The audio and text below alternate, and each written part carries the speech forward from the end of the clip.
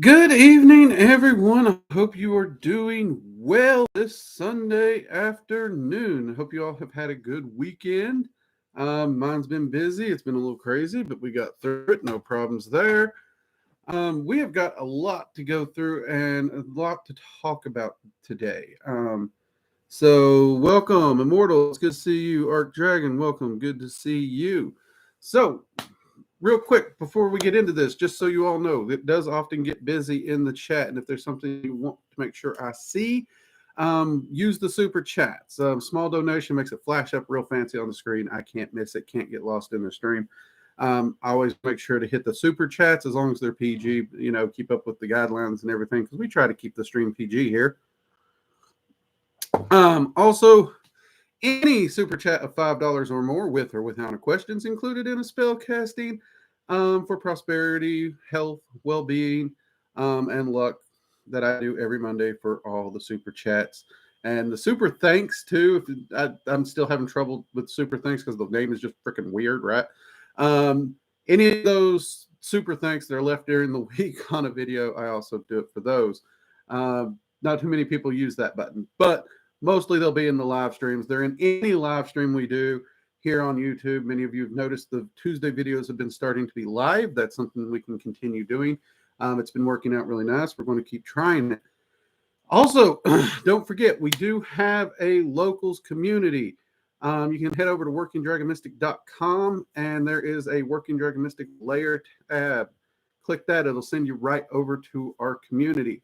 There's a section for members. There's a section for supporters. The paid supporters, there is no tiers. It's all supporters are equal. All supporters get early access to classes. They get access to free live workshops that I post there. They get supporter-only live streams. We have drawings for the supporters to win prizes, merch, and other things. There's supporter-only videos and content, all that stuff. Live streams where we can talk about all those wonderful things that we normally can't talk about in other areas on YouTube and the like. That's kind of the whole point. And of course, we are trying to grow locals very specifically to reach 50 supporters over there on locals because we want to make sure Working Dragon Mystic isn't going to be hurt in any way by all the social media hoopla and changes. Some of you may have noticed our Patreon disappeared. I logged on this week and realized that it had been delisted. It is stating that any Patreon supporters, you guys are basically not supporters. You shouldn't be charged. If you are charged for any reason, let me know. Because on the back office, it's been showing delisted. I didn't delist it. But with all the problems they have been giving us, I'm in communications, talking with them to see what's going on. And I'm trying to decide if I will repost it. Working Dragon Mystic, here is the link to the locals. How did I post that? I didn't post that. That is weird. Jade, are you somehow posting under my name? Because that's really cool if you did. Which is possible because you are an admin on the channel. It's just kind of freaking me out there. Yeah, because it says I'm chatting. That is pretty cool. That's freaking me out. I'm freaking out, man. Freaking out, man. Anyway. So if you were a Patreon supporter, please consider supporting us over at Locals. It will help us reach that 50. And again, all tiers are equal. You get all the tiers that you would have saw on Patreon and more. So I apologize for that. I am trying to find out what happened. I'm not wanting to say anything negative about Patreon yet because I don't know what happened. I'm trying to find out. So bear with me. But that is one of the reasons we are trying to get our own community built in a secondary place. Okay. So do consider supporting us there. Now, for the workshops that are free to supporters, there has been some discussion about possibly offering those for sign up over at the school as well as workshops.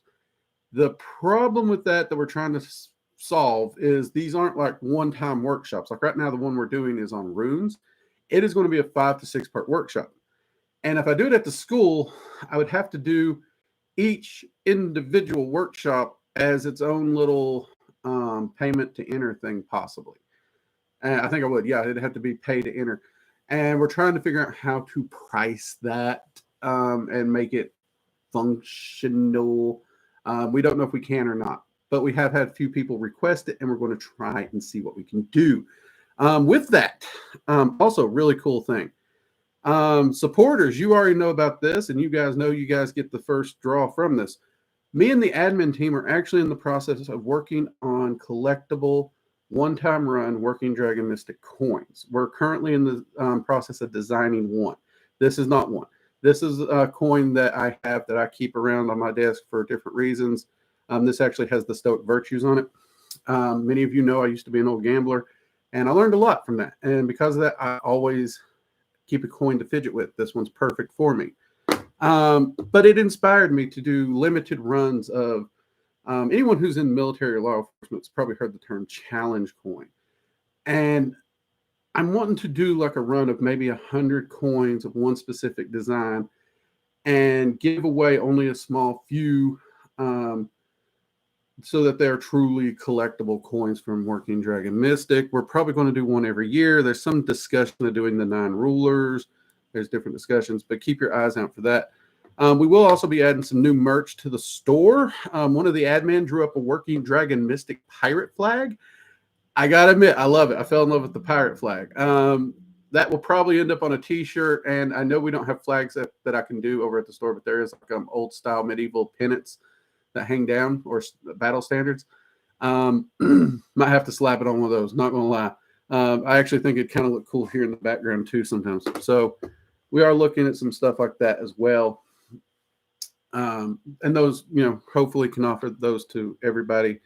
Well, if it's at the store, we should be able to. We are looking at doing some layer merchandise. And when I say layer, let's be clear. When I mentioned the Working Dragon Mystic layer, that is the locals community. That is the layer. That's where we hold up. That's where we talk about all the stuff we can't talk about anywhere else, and we have a good old time. Okay? We laugh. We cry. We get goofy. We get weird. I sometimes forget what I'm saying. It's a good time. But yeah, that should pretty much cover the boring stuff. If you are here, make sure you give us a thumbs up. Let the algorithm you love us and you like the content we're creating. We need all the help we can get with that old algorithm and the way they're changing it. YouTube's been good to us. I'm not going to lie about that. But we could use the help getting the word out and the message out. So give us that thumbs up. And if you're new, be sure to subscribe and turn on notifications so you're notified anytime we go live or do a video or release some content. All right. Groovy. Now, let's see here. Other than Jade freaking me out, which was really cool, by the way, Jade, total props for that. Dragon of the West, good to see you. I'm glad everybody got a good laugh out of that because that was a great way to start streaming my mind. All right. So many of you know in the layer community and in the gilded community, we have been doing topics of the week. And those topics are actually pretty inspirational for a lot of people. And I've actually been kicking around the idea of pulling some of the better ones over here to discuss a little bit in Magickal Coffee Hour when we can. And I know this is a bit more free form. And this is the one where, I do let you guys ask any questions you got. So we'll try to keep this short.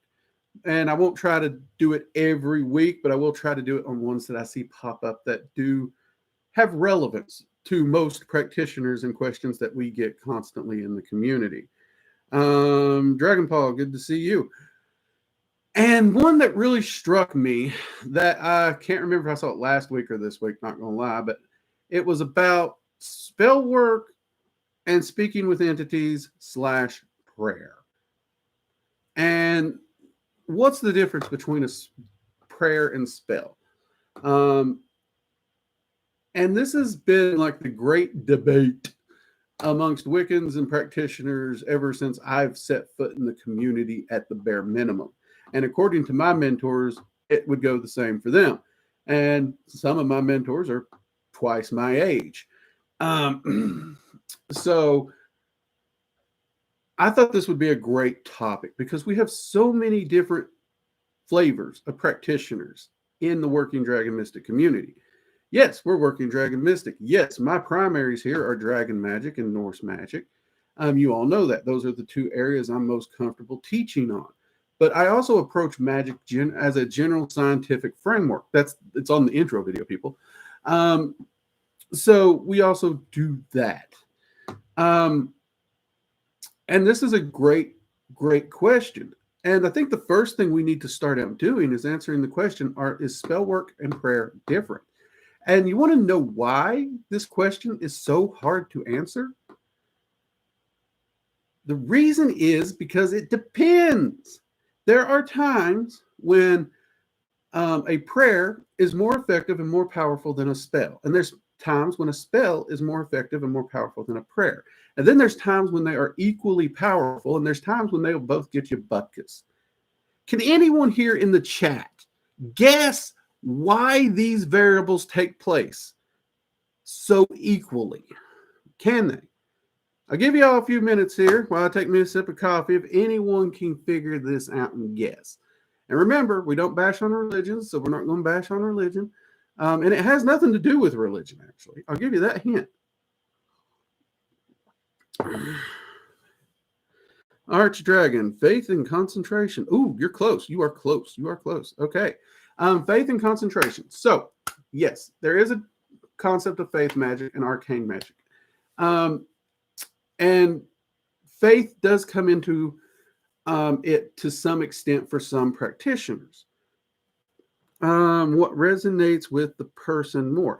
Actually, no. That's a great answer, Immortal. That is a great answer, and it's one that a lot of people will go to, but it actually isn't the cornerstone of this. So let's look at this first from an area the Working Dragon Mystic community is very familiar with, okay?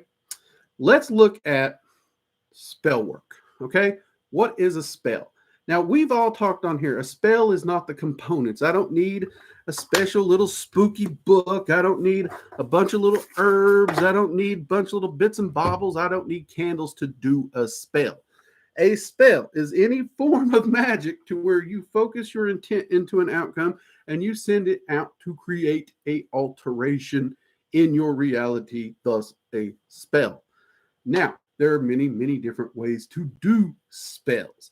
But what is required in any effective spell is concentration, is focus, is intent, and you to truly have a vision of the outcome that you're seeking and the ability to push that outcome out into the world, okay? You got to push that outcome into the world, okay? That's needed for a spell. Here's the kicker. And this is something that it took me years, people, to understand this. And I actually went back through some of my old youth ministry and Royal Rangers notes where they're teaching us to be ministers. And it's in there. But that is the same formula for a genuinely effective prayer. So, how many people here have stubbed their toe and swore to Odin, swore to Freya, swore to the gods, whatever it may be, or gotten mad and so God help me, I'm going to strangle it. You know, we've said random stuff to the heavens or the powers that be or the spirits or the elements, whatever you say it to. We've all done it. Let's be honest, 99.9999999999999. We could be here all day. Continuing, nothing happens. There's no genuine will. There's no genuine intent. There's no genuine focus. There's a lot of emotion. There's a lot of so-called energy and power because anger, emotion, pain, these things generate a lot, but nothing happens.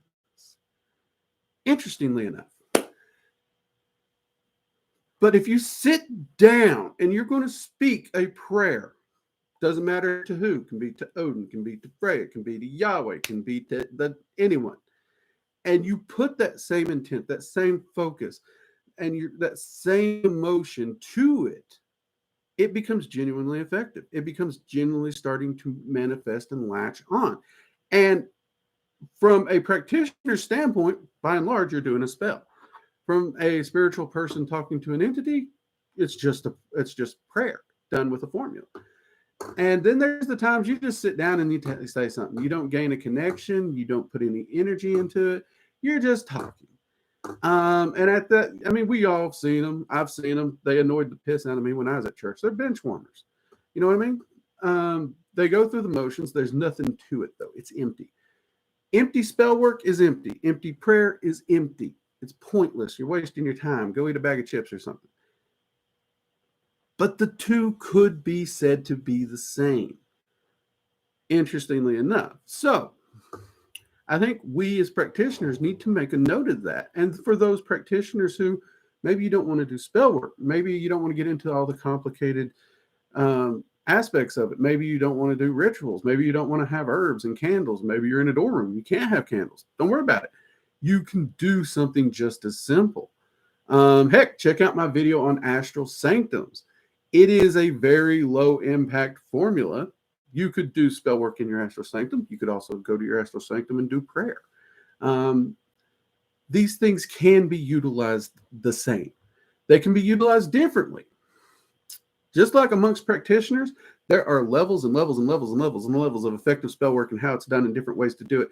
And there is no one true silver bullet. There may be a formula for effective spell work that threads all the way up those, but there's different varieties.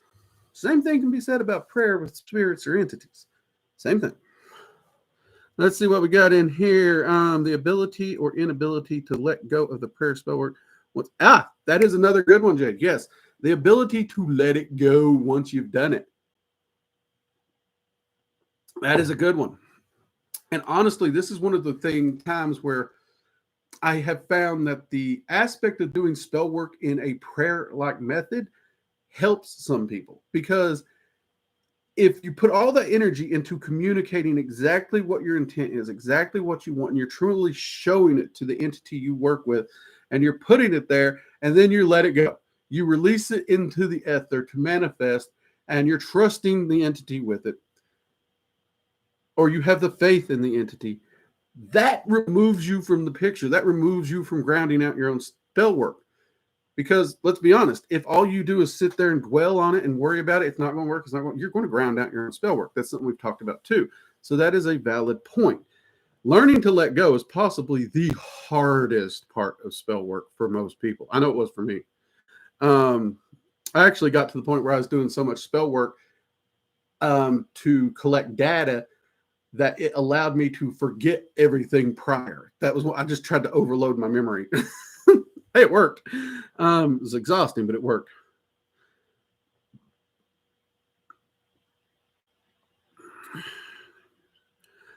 Please talk about Azazel and also the Antichrist. Thank you, sir. Well, the Antichrist is a tricky one. I mean, Azazel, I love working with Azazel. I do not believe Azazel is the Antichrist in any shape, form, or fashion. Let's go ahead and be there. I do not believe Azazel is a fallen demon. I don't think any of these so-called fallen angels actually fell from my works with Yahweh and other entities. I believe they get a bad rap.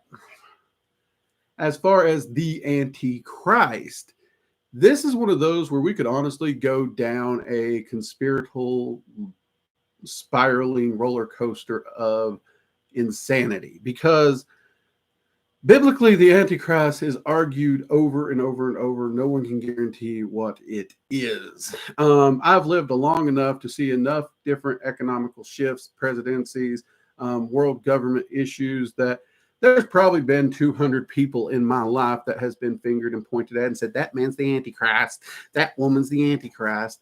And so far, none of them have panned out to be true. And I would still doubt it if you point at someone today. And I can honestly say the world right now is freaking crazier than I've ever seen it. But I'd still doubt you, okay? I'd still doubt you. Now, you have the concept also where the Antichrist is not a person per se, so much as a movement, an ideal, a personification of something. And in this case, we've had historically people have pointed to different communist regimes, the Nazis, these movements where the Antichrist, those kinds of things.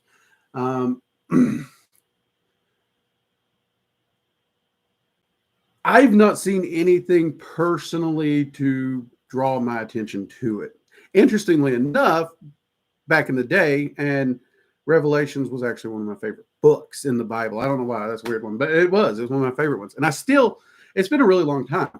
I've actually considered potentially doing a series on different tales of the apocalypse from different religions, but specifically Revelations version versus the Norse version, and try to compare, contrast, and have a intellectual discussion without browbeating or anything. Actually, just do some critical thinking with it, because I thought that'd be interesting. Though that may be one that I have to do over at locals, because I don't know, we might trigger some people. Then again, might do some good to trigger some people. I don't know. Have to think on it still. But we do have a lot of Christians here in the channel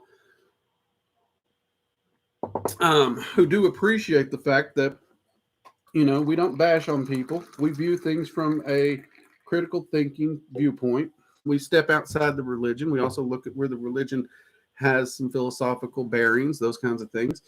And I have beyond countable non-religious practitioners who do the same. So when we talk about the Antichrist, it becomes very, very complicated. And honestly, in the last 30 years, I have seen group after group and individual after individual use the term just to stir and spread hate, or just to prop themselves up on some kind of false idol, if you will. It is disgusting.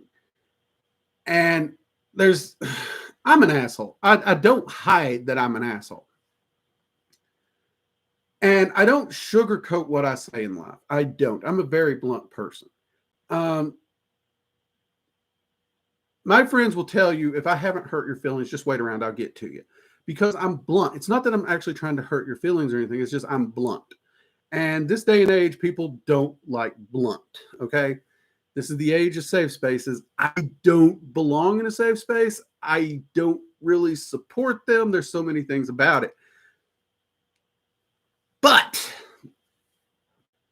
the concept of doing something to deliberately spread hate or anger toward a group, an ideal, or people, and eliminating critical thinking, eliminating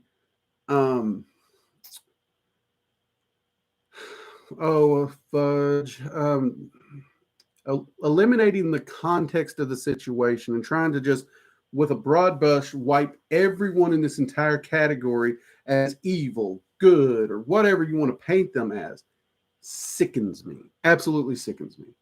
I grew up as a child in a very, very racist area, or what I thought was a very, very racist area. And actually, well, the old timers, they were. Let's be honest, full stop, they were. But what I realized as I moved down to that area is I came out of there, I was never racist. I never saw a person's skin. I never saw their gender. I never saw any of that crap. I just saw a person.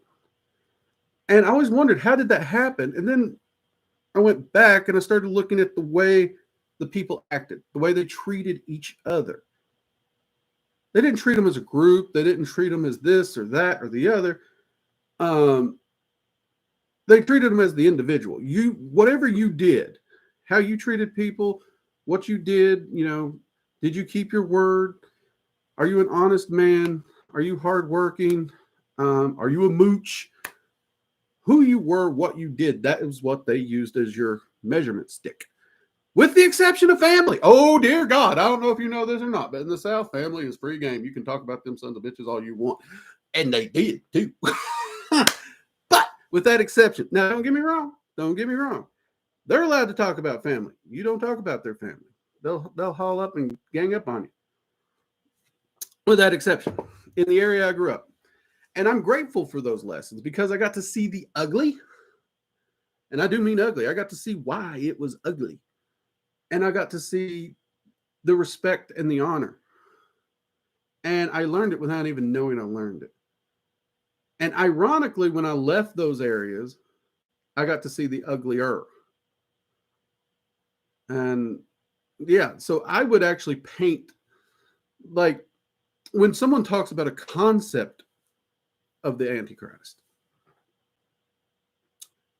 I honestly can't help but when I sit down and think about it and meditate on it, over the years, seeing those concepts where people purposely try to divide us and people purposely trying to weaken and eliminate the individual.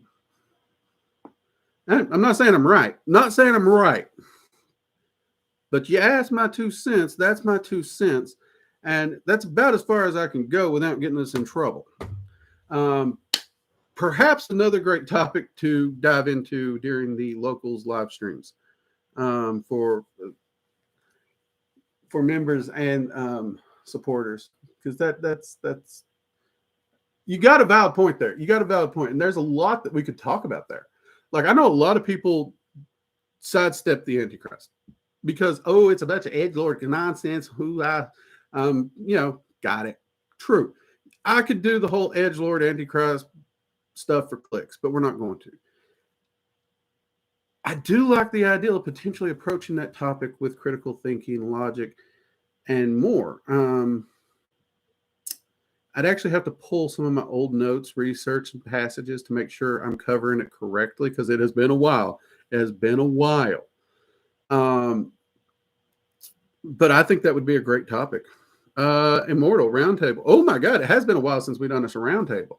Yeah, that might make a great roundtable, Immortal. That really might. Yeah, that might. That might. I'll put that on the consideration list. Hey, who asked that real quick? Let me go up here fast. Daniel C. Thank you, mate. That was a great question. It actually, look, see, that's what I love about questions. Even something as simple as that. Get you thinking, get the brain just firing, and can lead to so many amazing things. Thank you for that, Anthony or Daniel.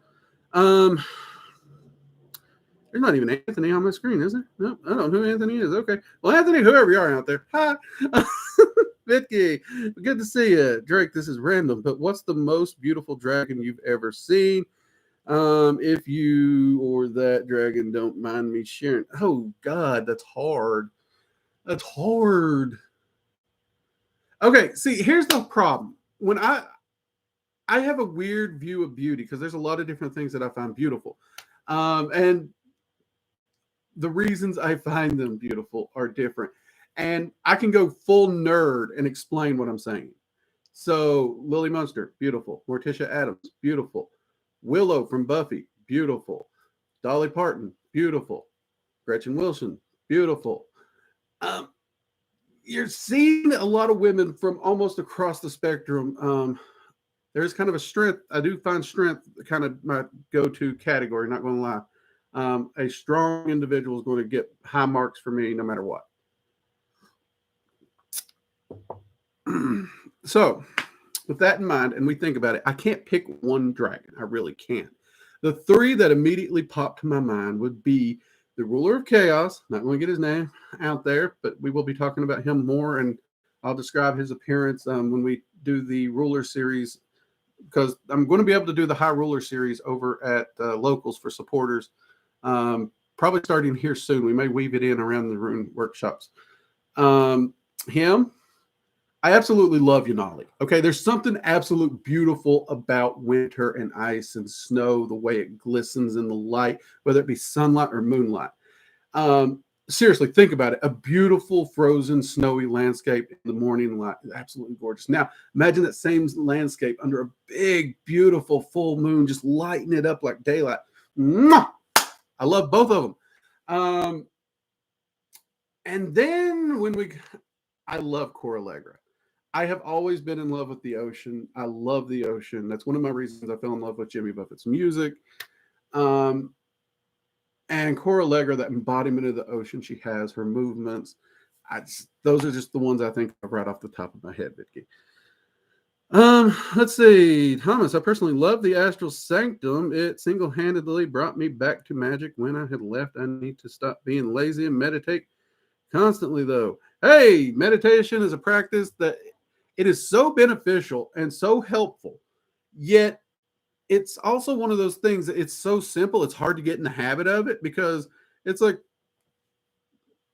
we view it as training wheels. You're not supposed to keep the training wheels on, are you? In magic, it's not training wheels. It is the wheels. It's the foundation. It's the seat, whatever you want to call it, and you need it. So we need to stop thinking of meditation as the training was, because it is so powerful. But it is the way it's viewed makes it so hard to get into that habit of putting it into your daily routine. Thomas, I totally understand you, mate. I totally do. I had to put it in my daily practice, otherwise I couldn't have done otherwise. I had to literally put it on my calendar. Daniel C. Hey, welcome to Tier 1 on YouTube. Yee! Thumbs up, mate. I will say this, the YouTube memberships people, they do not allow me to share the locals content over on the YouTube memberships. That's why I keep saying locals, not YouTube. I always do appreciate the support here on YouTube all the same. It is amazing. And I do try to put out announcements and stuff to the members only, also in updates. So, yeah. But if you want to make sure you're getting all those massive other perks, make sure you go to locals. And you don't have to subscribe both places. You don't have to support us both places. We're grateful for any support. We appreciate you all. This channel's for you all. Let's see, Bornolda. I'd be down for it. So Bornolda's an immortal would jump in on a let's be clear. I mentioned 2 discussions. One was Apocalypse series, and the other was the Antichrist. I'm assuming you 2 are talking about the Antichrist roundtable. But if that's the case, I'll put you down for it. We'll see about getting that going. Vitki, I love Yanali so much. She's gorgeous, and the Water Ruler too. Both absolutely beautiful dragons. Would have to agree. Yep.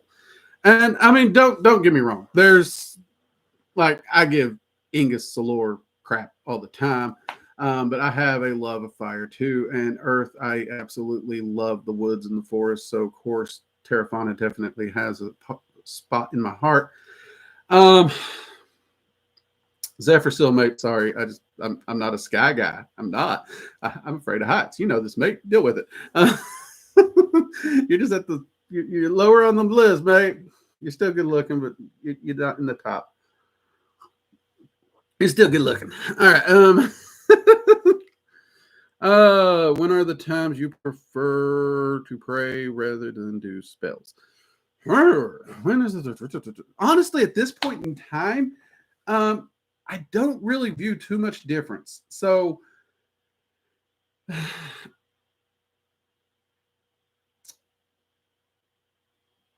if I'm trying to manifest something physically in my life, I will generally speaking lean toward what most people would view as spell work. Okay, that's a great question. That is a great question. So I do try to do that. Daniel C, hey, thank you for you went to tier 2 upgrade. Thank you. Appreciate the support, man. But then there's also times like if I'm seeking wisdom and guidance, truly wisdom and guidance, and perhaps I don't have time to do full evocation work to sit down and have that discussion because I'm a busy guy, right? I will often do a prayer to the entities I work with. Like I have a hailing ritual that covers every entity I work with. And grant you, it's like a bulk hailing ritual. So I'm having trouble. I can't even think of it. But, you know, it calls to the Azure, the Vanir, the Rokor, the ancestors, the Loa, the spirits, the dragons. So it calls to basically everything I work with down through there. But I will say a prayer to all of them in that case for a general prayer to, hey, guys, I'm looking for guidance, period. Great, I'll do that. And I usually get answers or insight very quick. Ideals just start shotgunning. Jade can probably guess when I do this because like when I start getting shotgunned ideals, I start shotgunning thoughts to her in text message. She's like, oh, that's great. She's like, would you shut up, Drake? So it does help. But I also take the time, like if it's more specific, like I know very specifically what I'm working on, and I know the entity that that I've spoken with in the past that has advised me in the past, I'll do a specific prayer style working to them. And oftentimes I'd say 90% of the times when it comes to that insight and guidance, that is sufficient. Now, I'm always a sucker for respect. You all know that. So if I get the help, I make sure to give the gratitude and give them a thanks and something, or go back and do a full ritual with them to thank them and those kinds of things, because that's just the kind of guy I am. And I do believe that you get better results by having a genuine relationship. I truly believe that. I truly do. Like, if you've never worked with Odin, if you've never took the time to get to know Odin, you have no relationship with Odin, then I don't expect you to get very good results by just saying random prayers to Odin. And working with Odin, I don't say, you've studied him, you watched Marvel, you've maybe left a shot of whiskey or beer for him. I mean, do you know him? Have you spoke with him? Have you worked with him continually? Have you spent time in meditation in his presence? That what is a genuine relationship. So I do think you get far better results with any entity if you take the time to build those relationships, which is one reason I don't use any prayer format for an entity I don't work with. I really don't. And it's funny because someone asked me, Drake, you've worked with Yahweh in the past. You used to be Christian. You still occasionally talk about Jesus as if you still work with him on occasion. Do you ever pray to them? Those are valid questions I got. They really were. And technically speaking, yes, on occasion, I do work with Yahweh and Jesus. Cool. Okay. Do I pray with them or pray to them? No. They never come to my mind when I think of a prayer. Here's why. Though I trust them, though I have no issues working with them, though I have no issues talking with them or helping someone who's struggling with their faith one way or the other, those concepts, they are not entities that I personally feel that my one-on-one personal repertoire relationship with them is solid enough that I have a right to go asking them for shit. Now, there's a lot of people, religious people, it's like, oh, no, you're just as good as anybody else. You can ask them. I get that. Me, I don't think it is. I really don't. That's just where I'm at. I don't believe they bear me any ill will. I don't bear them any ill will. It's just, I got a lot of friends. I will never ask them for so much as a cup of sugar because, well, I guess they're what most people would call friends, but they're acquaintances. They're acquaintances. I don't go to acquaintances for help. I go to the real friends, the real deals. And when I'm working with entities, when I'm cultivating a relationship, I'm cultivating a genuine, true relationship with that entity. And it goes two ways. I'm not just creating a relationship for a wish machine or I need machine. And if that's the only reason you're doing it, yeah, stick with spell work. Don't bother with entities, honestly, if you want my 2 cents.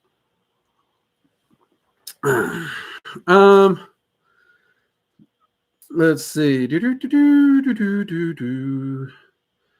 Hope that answers your question a little bit, Immortal. Vicky, who's your favorite dragon to work with apart from your Comag and Guardian? Of course. Well, okay, you got me because you see, I think somebody's asked me something like this before. And that's my answer is my Comag and Guardian because those are the ones I work with the most. They're there 24/7. They put up with me all the time. I put up with them too, so it's okay. That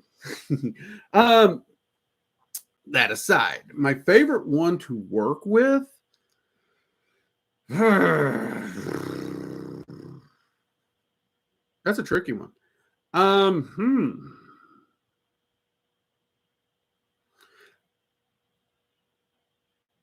It's hard because it's really going to kind of come down to there's a few of the higher rulers I absolutely adore working with. So since I can't give their names, you're going to have to cut those off. And then I'm going to have to think down to these lower elements.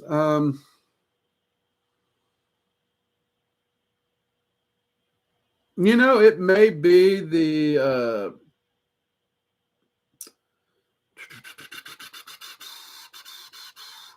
so those of Dragon Magic 102 will have heard the name Angra Singh, who is a fire dragon. And she is not for the beginner. She is not for the timid. She's a lot. Her ideal of, like if you think of a nun whacking somebody in the back of the head, her ideal of whacking you in the back of the head is basically dropping a supernova on you and saying, get back up and try again.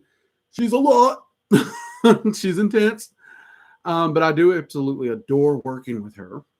Another one that, again, I think is from Dragon Magic 102 is a Earth Dragon referred to as Terrascale.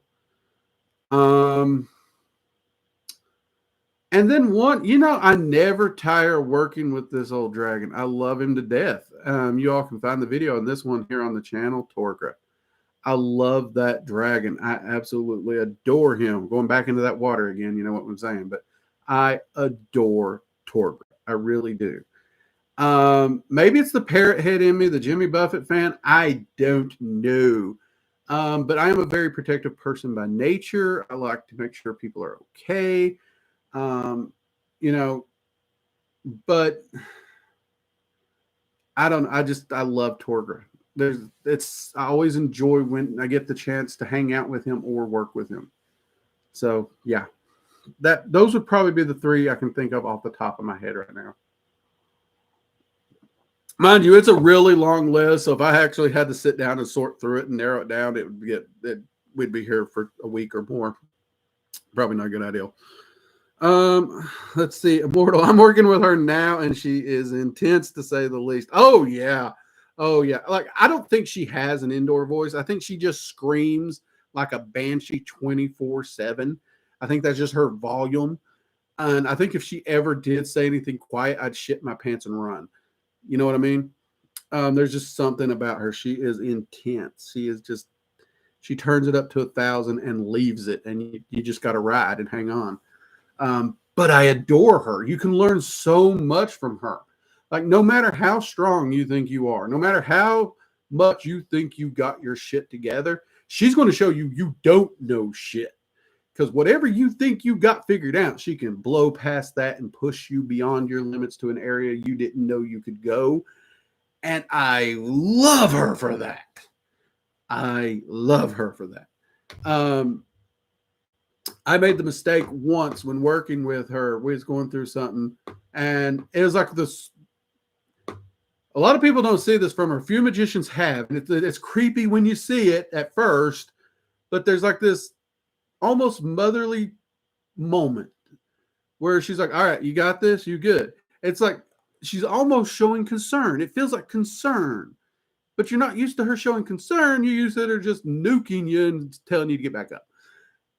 Well, anyway, she done that. It threw me off. And I was like, yeah, I got this. I done something similar with Azazel. He pushed me. I was like, it seemed much harder. So I got this. Won't be an issue. Dumb. Why did I say that? Dumb.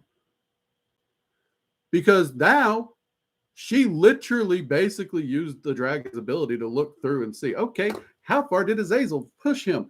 Azazel pushed him all the way here to his breaking point in order to make him stronger. So yes, what I'm doing seems pretty easy. You know what? Let's just triple what Azazel did and throw him into the meat grinder for fun. Not my brightest moment. Love her to death. I really do. I don't even blame her for that because I'm the fool that said what I said. And though the terror of going through that particular working, once I realized what I'd done, sucked. When I came out the other side, I was grateful for what she did. And she's like, what did we learn? And I went through all the lessons I learned. And then at the end, and I was like, and not to tell you someone already pushed me harder than you pushed me.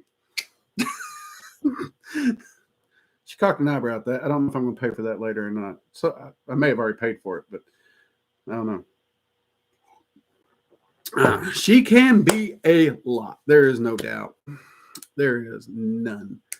Ollie, would you guys be interested in a series that deals with videos on different ways, different apocalypse stories? Because everybody has stories of how the world we're in. Some people want to say they're prophecies. I think they're more stories, analogies. They're more philosophical. They need some interpretations to them. I don't think they're, 100% whatever. Much like the Ragnarok cycle, it's a cycle. It's not necessarily the full-blown end of the world. But those have always fascinated me in my mythological or theological search, whatever you want to use the word as. They're almost one and the same. But yeah.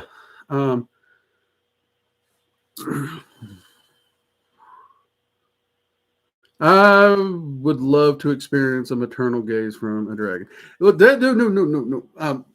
So it was like this brief, like there was no gaze. It was just like this moment of concern from her. Like I would not put the word maternal and anguishing in the same sentence. No offense. I would not. No. Terrafana? Yes. Coralegra? Yes. Some others I know. Yes. Not anguishing. So it's just like this. Anyone's ever seen Full Metal Jacket, like the early scene with the drill sergeant? Like if that drill sergeant had just been sitting there screaming at the top of his lungs in that mid sentence, all right, and then started screaming again, that's kind of what that moment was like. And as we all know, who's watched that movie, there is no pause, there is no concern, even when he's trying to be nice, he's an ass. So yeah, it was out of place. It was out of character. It threw me. Maybe she was trying to throw me off my guard. I actually do wonder about that sometimes, because she's very, very, she's tactical in every way, mentally, emotionally, physically. It doesn't matter. So I actually do wonder if she purposely done that to throw me off my guard. I don't know. It's one of those things. But yeah, the maternal gaze of some of these dragons is. There's a comfort about it. And it's a comfort that comes with a do not F with me. You know what I mean? Like there is this actual genuine maternal, like, oh, you feel safe. But you know, like if you F with them, you're getting a cast iron skillet like you've never gotten a cast iron skillet to the face. And yeah, big mama vibes. Terrafon and Coralegra definitely have those. Some of the higher rulers I can think of do too. So,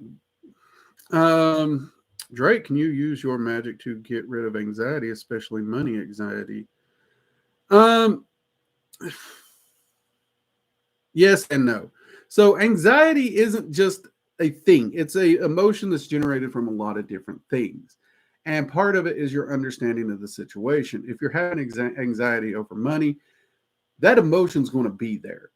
Follow our Mage Minded series and also look at our Wealth series because we're going to get into this a bit more. But you need to know what you're doing, where things are going, why you have the anxiety. You need to explore it. You can use magic to overcome anxiety, yes. But you can't just use magic to pluck it out because even if you use magic to get rid of your anxiety today, the same thoughts, the same problems, the same concepts are still going to be there. And you cannot do magic to eliminate something you do not know. So you cannot eliminate the anxiety without knowing what's actually causing it. And money is not causing it. Even when money is what we look at that we think's causing the anxiety itself, it's not money. Because if I handed you the money to fix whatever your problem is, odds are you'd still have the anxiety because you wouldn't even know what to do with the money when you get it. But yes, it can be used, just not to pluck it out and be done with it because those emotions serve a purpose. And anxiety around anything is a hyper association, a hyper attention. And those are survival instincts. Those come from survival instincts to which modern man has foolishly forgotten how to understand. And there are magicians who will tell you the media and all this has programmed us to not understand them to make us into sheeple. I don't know. I'm not going to get into that. It's possible, but I will say that modern people do not understand our own emotions and our instincts well. Fear is supposed to be empowering, not crippling. We've talked about that on this channel. Anxiety is actually supposed to be a signal to pay attention to something and to deal with it. Where, let's be honest, probably 80% of people under 40 these days shove their heads in the sand and try to hide from their problems as opposed to face them and deal with them. And it seems to only be getting worse. Now I'm hearing, what is it, this Gen Alpha, is it? I think that's what they're calling the younger generation. They're saying that's like there's a complete flip from Gen Z and the millennials and all this, and that they're suddenly starting to kick and fight. And someone said they'd make you Gen Xers proud. I haven't met one personally yet, but if that's the case, cool.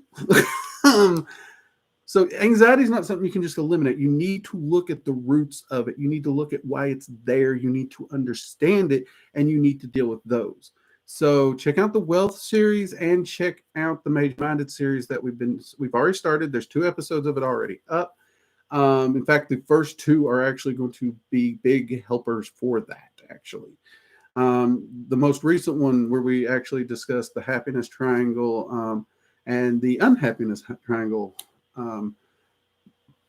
are good ways to look at and begin to meditate on that. It's not full comprehensive on it, because anxiety is a big issue. Don't get me wrong. I'm not making little of anxiety. It's a big issue, but that's also why you can't just look. It's not a splinter. And it's also part of you. That's like getting rid of your shadow. You can't eliminate your shadow. It is you. Your anxiety is you. The problem is you don't understand it. You don't understand yourself. There's something you're missing. All right. Vicky, I have a hypothetical question. We got 9 minutes. I'll try and get this one. Now, if 2 dragon magicians went up against each other, would the dragons get involved, or would they never go against each other? For silly humans, I think they would. Dragons don't battle each other. And any dragon magician who is battling another magician in these mage spell slinging duels or battles, first off, they didn't learn lesson 1 from the dragons ever, because all they're doing is whipping their dicks out in a pissing contest of ignorance and hubris. That's it. That is it. The dragons wouldn't get involved. And actually, the dragons, like if you tried to involve them, they're going to actually see to it your life gets harder or worse, because the dragons teach you to stand on your own 2 feet. They teach you self-empowerment. They teach you self-mastery. They don't teach you, hey, sit down in the room and we'll do it for you. We'll fix it for you. They don't do that.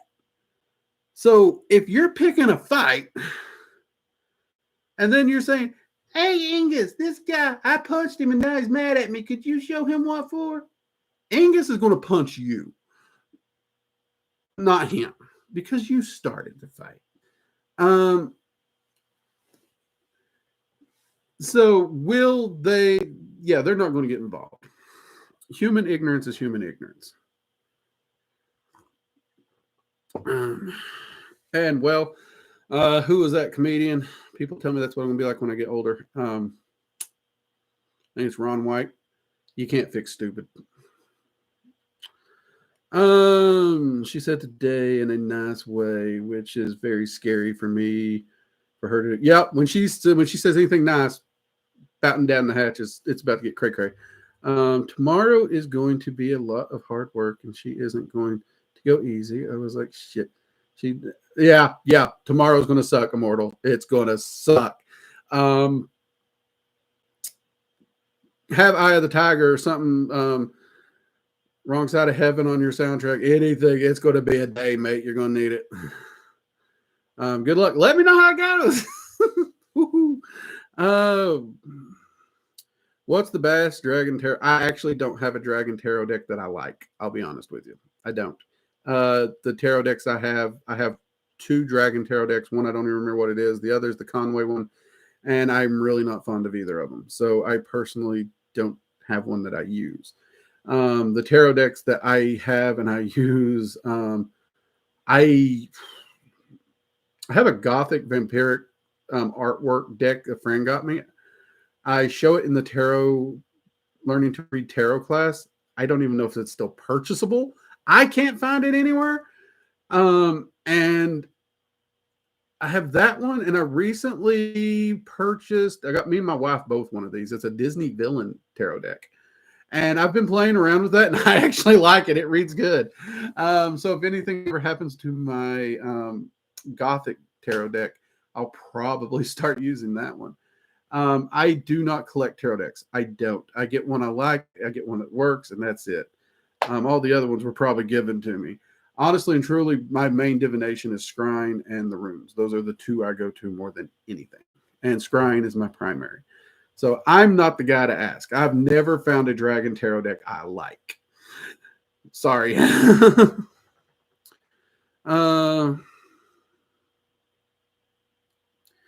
There's no such thing as the best tarot deck. Yep, see, there you go. There's no, yeah, it's, you got to find the one you like. It's best to find a tarot deck that is either functionally vibing with you or one that you actually just like what's on the pretty pictures, because the artwork doesn't matter. It's the magician. The cards don't have power. You do. You are it. In every form of divinations, it's you, not the deck, not anything.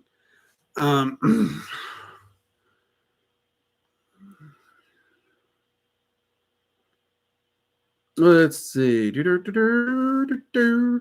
Moonflower. Oh, pretty name. Drake, in your opinion, can someone use wealth magic for their spouse's endeavors? Absolutely. Absolutely. I know a lot of people who use wealth magic to prop up a spouse's career or their endeavors or what they're working on. Hell, most of the actual witches or Wiccans I've learned from back in the day, that's what they were doing. It's like they actually viewed it as part of being the wife or the spouse. You support your spouse in what they do. And when they're doing magic, they would do magic to support those endeavors. I've done magic to support my wife's career. I've done that plenty. And I've done, I'm also always there to support her emotionally because she works hard. I'm extremely proud of my wife. And she has told me that she has done magic to support me in my career here at Working Dragon Mystic. And she's done magic to even give me clarity in things I do. So yeah, that's absolutely doable. You can even do it for friends. You don't have to, marry them for it to work. I have done magic for friends. I've done actually Immortal here. As a follower, he's made use of the subscriber perk where he gets the monthly spell working. He's done the super chats where he gets that spell working. And he's also an admin. He helps out a lot. He does a lot of things where he donates time, effort, artwork. And because of that, I've done spell working for him there. Now, I don't know if it's every time, but a lot of times he has messaged me back, Drake, after you've done this, blah, blah, blah, blah, blah. And I'm happy to see him succeed. At the same time, I believe it's Immortal. I think it's you who might not be Immortal, might be. So many people message me, but he was talking about how his life has just improved in leaps and bounds since following the channel and starting Dragon Magic both. I think Jade falls into that category. Jade definitely falls into that category. In fact, Jade volunteered as an admin just because, like, she found the channel and, it made such an impact. She wanted to be part of what we're doing. But we've grown as friends. So yeah, I've done magic to help Jade. I know Jade's done magic to help me. So yeah, you can absolutely do it. Let's see. Arch Driven, I use Heaven and Hell deck, but I have bone dice, bone runes. So I have a set of bone runes. I never use them. I never liked them much. The current runes I have now are wood. I don't know one of them. The other one, though, is made of ash wood because I made that one myself. That's why I know what it is. I think the other one's probably balsa or pine, if I had to guess. As always, was awesome. Oh my God, it is almost time to get the clocks thrown at me. Hey, Balastar, have a great one. Take it easy. I like her Gothic man. See, I never liked Anne Stokes Vampire deck. I don't know why. And weirdly, I didn't like her Dragon deck. I at least the one I saw. I don't know if she has two or just the one. The one I saw looked lazy as shit. Like the major arcana was some great artwork, and then like the suits were just like generic, stupid art, and it felt lazy. Um, the one I saw. I'm not saying that's the one you got. And I was actually like super hyped for Ann Stokes because I love Ann Stokes art. But yeah, the tarot deck let me down.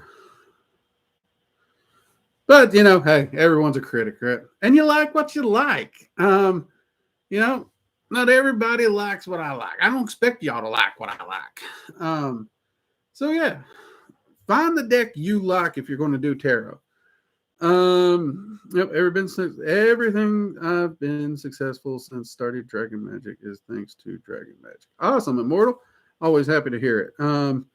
Jade throwing the clocks at me. Thank you very much. You know what? We might not be able to get a plushie clock. By golly, we need to get us I know I can do like little ceramic discs. We need to put some clocks on those, Jade.